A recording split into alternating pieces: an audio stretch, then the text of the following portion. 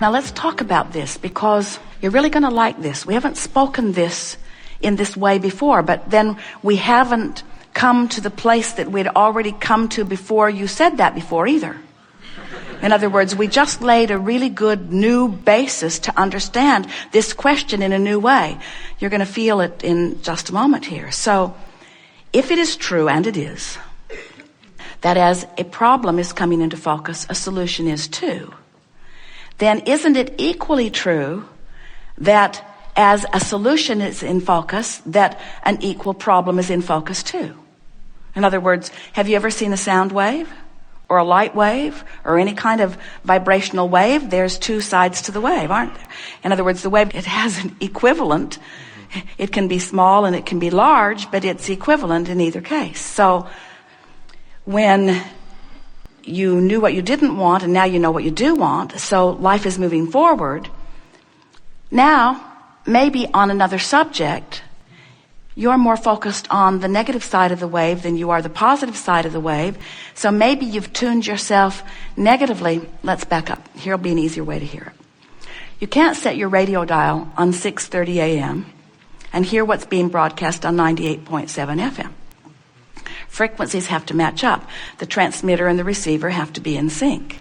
So let's say that you have several subjects that you are focused upon, and on one particular subject that you've wanted a lot about, you now have managed for a little bit of time to focus more inside the vortex. And so now things are moving along for you in a better way. But because you're not really yet completely at one with maintaining your inside the vortex vibration, occasionally you slip off into another vibration. And when you do, you now have access to the other side, the not good feeling side of that wave. Doesn't that make sense to you?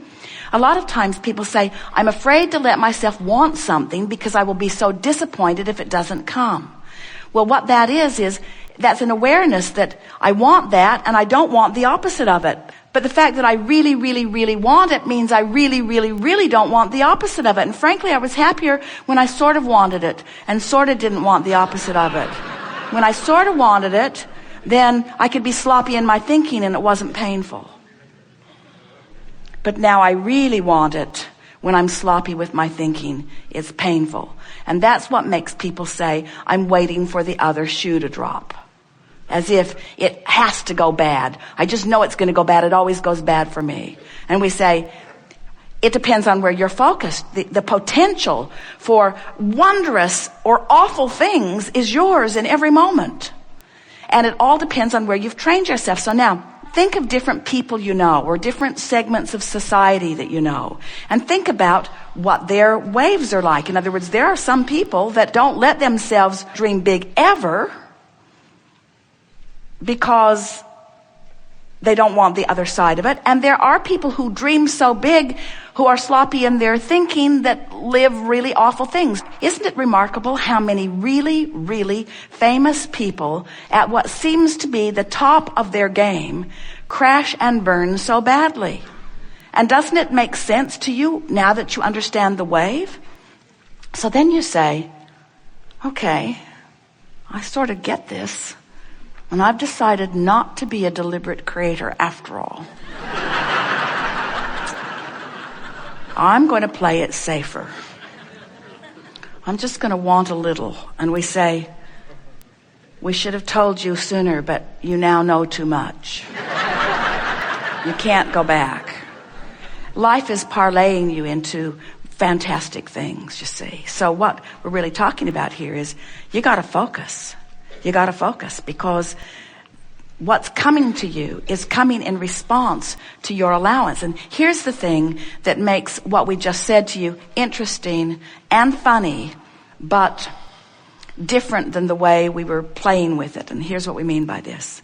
You've already played your hand. You've already been living your life. You've already been asking and asking and asking and asking and asking and asking and asking. In other words, you've already put who you really are over here in this vortex of creation. And you really have no choice other than to get up to speed with who you are. So what you just said to us is, well, I've been letting myself get up to speed with who I am, but now I'm worried because I can't maintain it. And we say, you got to practice that. You'll crash and burn a few times, but all that'll do is make you more determined to focus until you'll reach the place where it will matter to you that you focus inside the vortex. If anybody's having an anxiety, it's because they're looking for the manifestational evidence. And this is a really good idea for you to hold relative to where you're at. This is the precise piece that will soothe this for you. This vortex of creation, it's the vibrational foundation for all of the good that manifests.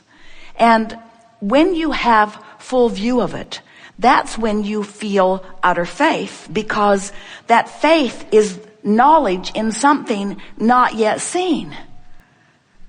And the reason you can't see it is because it's pre-manifested.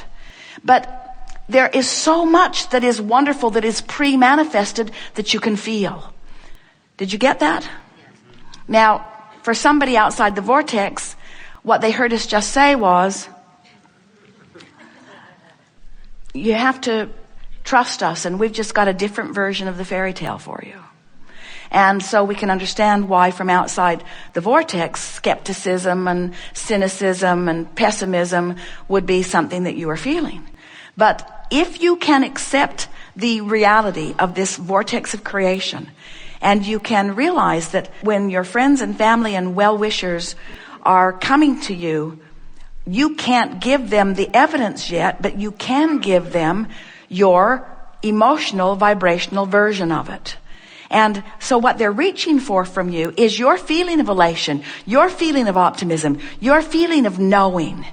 Have you ever been part of something where there was a leader who knew even before there was manifestation, and that leader just knew so clearly that you knew too, and couldn't you ride the current of that knowing? And weren't there always those naysayers who couldn't see it and couldn't feel it, who were determined that it wasn't going to come to be? But because someone knew, and because you knew they knew, then you knew a little too?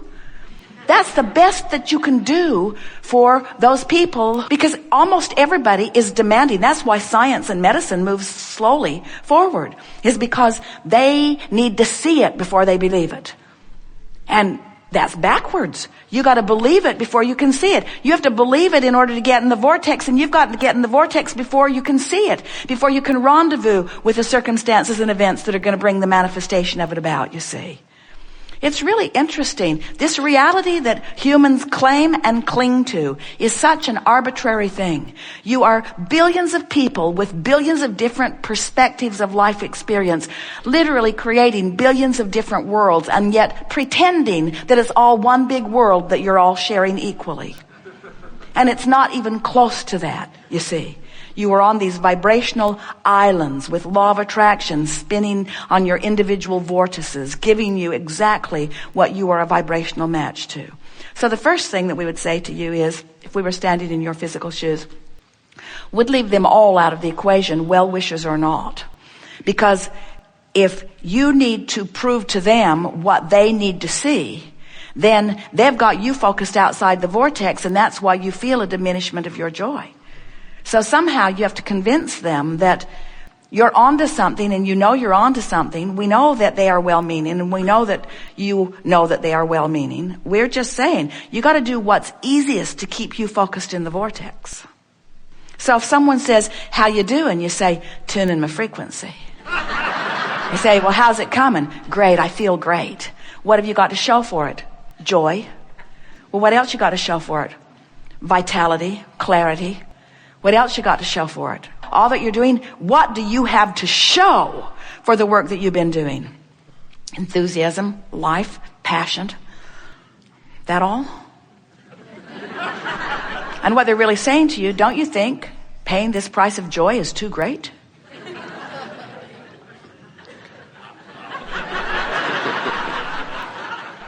Someone might even say to you, well, you seem really, really happy, and you seem like you've got the world by the tail, but I don't see any evidence of well-being in your life. You say, wait, everything I want is because I think in having it I will feel better. And now I found a way to feel better even before it comes. They say, yeah, that's what I'm saying. It hasn't come. What a lot of people on this path say is, all the things I thought I needed to manifest in order to be joyful, I felt joy before they manifested. But then they manifested. In other words, they can't not come. We want you to know that you have the ability, little by little, we'll give you lots of ways to do it, of moving yourself deliberately, and it takes a little bit of effort. Effort, what is effort? Effort is something you do to overcome resistance. If there's no resistance, it requires no effort at all. So in the first, when there's resistance, a little effort to get into this vortex. But as you begin recognizing that you're in there because you feel good, and then milking it once you're in there because it feels so good to stay. As you begin practicing the vibration of who you really are, the vibration of love, the vibration of appreciation, as you take the bounce more often and you look for what you're wanting to see, as you train yourself into the frequency of who you really are, you're going to begin to experience what we are calling real-time manifestation, where in the moment that your life presents a question, your life will present an answer. Now this happens to you often, you just don't know that it is. It's happening to you on every subject that you don't have resistance. In other words, you're driving down the freeway, you felt this yourself, and you actually know what that guy over there is going to do. His erratic behavior is on your radar before he even does it. Don't you? It happens to all of you all the time. You sensed it, you knew it, and you made a decision and you acted accordingly, and you avoided a potential problem because the problem and the solution occurred to you simultaneously, because you were living real time, because you were not in resistance on that subject in that moment. The cells of your body are doing it all day, every day. You have in your body right now the potential, the probability, the wherewithal to experience in great detail every horrible disease known to man and many not yet known by man. But you don't experience them because the cells of your body know what they're doing. And for the most part, even though you're negative, you're worrying and fussing about this and that and the other, you have set up a reasonable amount of resistance. Don't you think it's interesting that even though you have the best medicine ever, the scientists that are really after it, a medical system that is evolved enormously, there is more disease present on your planet today than ever before. Don't you find that interesting, at least? And we want you to understand that you have the potential, you as individuals, and the collective consciousness will follow as enough of you are understanding it. You have the ability to ingest something or be exposed to something. You don't want to live in a cave. There's mold in there anyway, and bats. You can't protect yourself from what's out there. So as you're out there being exposed to it, don't you love knowing that in the moment that you are exposed and the consciousness of your cell recognizes it, which is immediate, that there is an equivalent bounce that is offered, and that in your basking and appreciating and loving, there's no resistance, and so there's no effort required for your cells to move themselves into balance? Don't you love how your planet balances itself? You freak out, there's an earthquake, and we say, good job, planet Earth, keeping itself in balance. You don't have earthquakes, you don't have volcanoes, you don't have a slight shifting of the pole every now and again. You cease to be. But you do have all those things because your planet knows how to keep itself in balance. And so does your physical body. And when you get out of the way, when you are no longer harboring these ridiculous, really, by comparison, prejudices against things, when you are no longer pushing against what you do not want, and you are thinking more of what you do want, training yourself into the vibrational equivalency of who you really are, now you get to live life the way you've intended it. You're in that place where in your alignment, in your vortex of creation, other cooperative components who think like you and desire like you and know like you are gathered, and together you cooperatively take thought beyond that which it has been before. That's what these gatherings are, you see.